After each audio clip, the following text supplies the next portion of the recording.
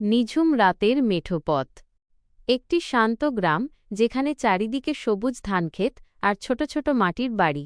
গল্পের নায়ক বল্টু, যে একটু সাহসী আর হাসিখুশি ধরনের ছেলে। একদিন রাতে সে পাশের গ্রাম থেকে নিমন্ত্রণ খেয়ে একা বাড়ি ফিরছিল। হাতে একটা ছোট টর্চ থাকলেও সেটার আলো খুব একটা জোরালো ছিল না। আকাশে আধখানা চাঁদ মেঘের আড়ালে লুকোচুরি খেলছিল, আর গ্রামের সেই চেনা রাস্তাটা আজ কেন জানি খুব লম্বা মনে হচ্ছিল বল্টুর। হঠাৎ বল্টু খেয়াল করল, তার পেছনে কেউ একজন হাঁটছে। সে থামলে পেছনের শব্দটাও থেমে যায়, আবার হাঁটলে শব্দটা শুরু হয়। বল্টু ভাবল হয়তো কোনো কুকুর হবে, কিন্তু যখন সে পেছনে টর্চ মারল, দেখল কেউ নেই, শুধু কুয়াশায় ঢাকা ফাঁকা রাস্তা। একটু এগোতেই সে দেখল রাস্তার মাঝখানে একটা পুরনো কাঠের ভাঙা পালকি পড়ে আছে। গ্রামের বড়রা বলে এই পথে একসময় ডাকাতরা পালকি থামাত। বল্টুর বুকটা এবার একটু দুরুদুরু করতে লাগল। পালকিটার পাশ দিয়ে যাওয়ার সময় বল্টু শুনতে পেল খিলখিল করে হাসির শব্দ। শব্দটা কোনো মানুষের নয়, যেন বাতাসের ঝাপটার মতো।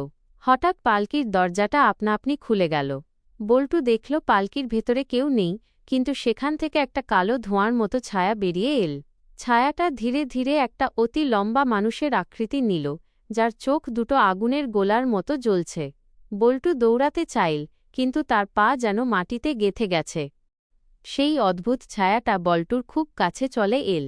বল্টু ভয়ে চোখ বন্ধ করে চিৎকার করতে যাচ্ছিল, এমন সময় সে দেখল ছায়াটা তার হাতের টর্চটা কেড়ে নিতে চাইছে। সে বুঝতে পারল এটা কোনো সাধারণ ভূত নয়, গ্রামের পুরনো লোককথার সেই অশরীরী। বল্টু সাহস সঞ্চয় করে পকেট থেকে এক মুঠো মাটি নিয়ে সেই ছায়ার দিকে ছুঁড়ে মারল আর জোরে চিৎকার করে উঠল। সাথে সাথে একটা বিকট আর্তনাদ করে ছায়াটা মিলিয়ে গেল। বল্টু আর এক মুহূর্ত দেরি না করে একছুটে নিজের বাড়ির দরজায় এসে পৌঁছাল।